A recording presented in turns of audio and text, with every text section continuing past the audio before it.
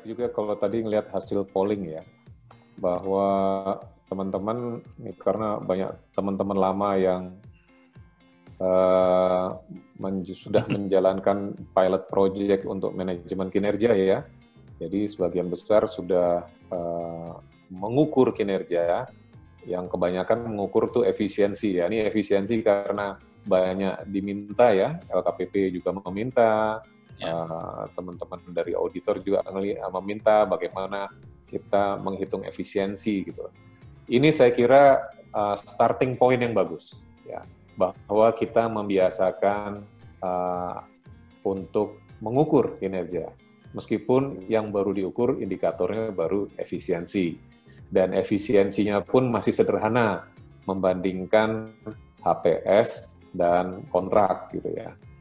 Nah, namun sebaiknya tidak berhenti sampai di sini. Kalau tadi ingat poin saya terakhir, kenapa kita mengelola kinerja, salah satunya adalah proses pembelajaran. Pembelajaran itu artinya perbaikan berkelanjutan. Kalau kemarin kita sudah mengukur kinerja efisiensi kita sudah berapa persen, pasti nanti kan ada titik maksimal. Coba aja nih bayangkan kalau kita ngukur efisiensi itu harga kontrak dengan HPS, berarti ini sangat ditentukan kepada kualitas HPS kan. Ya kalau mau kita bermain mata, efisiensinya bisa besar, HPS-nya kita tinggiin aja gitu loh.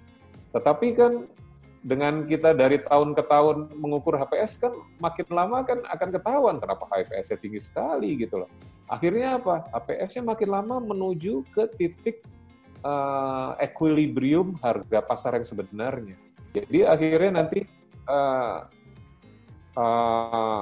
efisiensinya akhirnya makin lama makin kecil. Bahkan kalau kita ingin besar terus, masuk harganya akan nol gitu kan nggak mungkin gitu.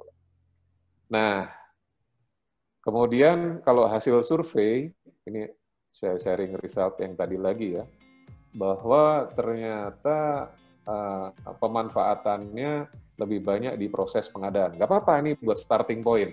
Tapi maksud saya, kalau saat ini mungkin kita mengukur proses pengadaannya itu proses pengadaan lelang gitu ya. Mungkin nanti kita juga mesti ngelihat yang non lelang gitu. Mungkin kita perlu melihat juga yang swakelola gitu. Kemudian yang ketiga, nah ini yang menarik, ini yang nanti saya akan sharing di slide saya berikutnya. Di sini kendala terbesar adalah SDM. Memang benar untuk kita bisa mengelola dan mengukur kinerja, kita butuh SDM yang capable. Dan ini seringkali jadi tantangan utama. Nah, oleh sebab itu, ini saya ingin sharing screen lagi, paparan saya lanjutannya, bahwa salah satu strategi yang jitu untuk kita bisa menerapkan manajemen pengadaan dengan baik adalah dengan kita fokus untuk membangun budaya kinerja, performance culture. Ya. Jadi dulu dengan teman-teman pilot, kita kadang-kadang kita ngukur gitu ya, kinerja karena effortnya besar, tahun depan nggak ditanya lagi sama LKPP, nggak ada MCA, nggak ngukur lagi, gitu lah. Nah ini sebagai contoh bahwa itu budayanya belum terbangun gitu ya. Nah sehingga kita sekarang harus membuat strategi bagaimana kita berupaya membangun budaya. Nah budaya itu ini merupakan resultante dari 3 hal. Pertama mindset.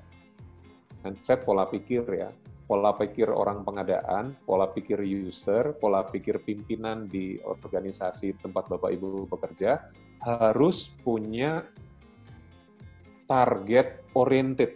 Jadi segala sesuatu harus berbasis target, segala sesuatu harus berbasis data pengukuran. Nah ini mindset itu penting ya, supaya nanti menilai sesuatu baik atau tidak, buruk atau jelek, kinerjanya baik atau kurang baik, itu bukan karena subjektivitas, tetapi objektivitas dari data. Nah, ini yang kita perlu bangun mindset berbasis fakta, berbasis data, gitu ya. Jadi ngajak orang supaya iya nih kita perlu menjadi organisasi yang tiap tahun kita lebih baik, kemudian kita harus mengukur. Nah, ini mindset. Kemudian yang kedua, kita perlu membuat acuan prosesnya. Ya, mungkin kalau bahasa gampang kita tuh SOP.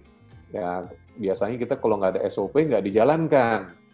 Nah, udah ada SOP aja belum tentu dijalankan. Nah, apalagi sekarang nggak ada SOP. Jadi kita perlu ada standar proses manajemen kinerjanya seperti apa sih?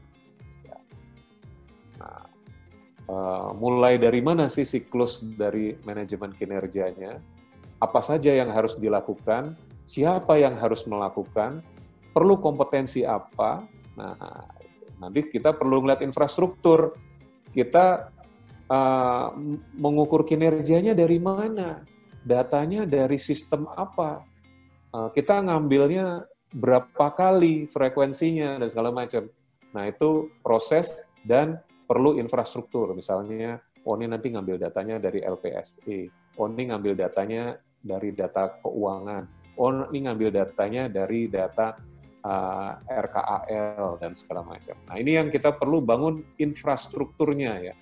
Infrastruktur itu termasuk juga SDM, termasuk juga peralatan, termasuk juga mungkin software, termasuk juga mungkin ruang kerja dan segala macam untuk kita bisa melakukan pengukuran kinerja. Nah, gabungan dari mindset, proses, dan infrastruktur ini kalau dilakukan terus-menerus, dijaga terus, biasanya nanti akan membangun sebuah budaya berbasis kinerja. Saya ingin ngambil contoh budaya berbasis kinerja ini sebenarnya training center atlet ya, maksudnya ya. Atlet mau ikut PON nih segala macam, mereka ikut training center, maka itu mereka diajarkan untuk berbudaya kinerja. Apa? Artinya ukuran. Kalau kita lari 100 meter, sekarang berapa detik? Bagaimana bisa lebih cepat? Kita harus memperbaiki sepatu, kita harus latihan teori lari yang benar, dan segala macam. Dan itu dilakukan terus-menerus sehingga kinerja kita dari waktu-waktu meningkat. Nah, ini yang perlu kita bangun di pengadaan. Kemarin kita pengadaannya, banyak gagal, 30% lelang gagal. Gimana tahun ini bisa turun? Bagaimana tahun kemarin kita kinerja penyedia itu 40% kinerja penyedia tidak baik, gimana caranya kinerja penyedia tahun ini bisa lebih baik, naik 10%, tahun depan lagi naik 10% lagi. Nah, itu yang dilakukan terus-menerus sehingga ini menjadi organisasi yang berbudaya kinerja, yang menghargai kinerja. Nah, nanti step-stepnya akan dijelaskan Mas Tato ya. Tapi poinnya adalah strategi yang ingin saya tawarkan di sini adalah kita perlu membangun budaya. Pertanyaannya, gimana cara kita membangun budaya? Nah, itu yang pertama tadi pertanyaan. Kenapa kita perlu mengukur kinerja? Nah, kenapa kita perlu mengukur kinerja itu? Kalau seandainya itu mindset-nya muncul tidak hanya di orang pengadaan, tetapi juga di pimpinan, di sekda, di sestama, di semua bagian dari organisasi kita memerlukan adanya pengukuran kinerja, dan saya yakin perlu, karena program kerja kita semuanya itu perlu ukuran-ukuran. Nah, sehingga tuntutan itu akan mendorong kita membantu budaya kinerja. Baru di sini nanti kita jelaskan bagaimana proses manajemen kinerja yang efektif. Lalu bagaimana infrastruktur manajemen kinerja yang perlu kita siapkan. Saya kira itu, Mas Haris. Jadi intinya adalah strateginya kita harus ciptakan budaya kinerja. Jangan kita mengerjakan manajemen kinerja, mengukur kinerja hanya karena disuruh, hanya karena aturannya begitu. Tapi bagaimana supaya karena memang kita perlu gitu. Jadi bukan kita ngerasa ini sebuah kewajiban, tapi kita menjadi sebuah kebutuhan. Nah, kalau itu bisa kita ciptakan, insya Allah penerapan manajemen kinerja di tempat kita biasanya akan lebih efektif dan lebih jelas. Demikian Mas.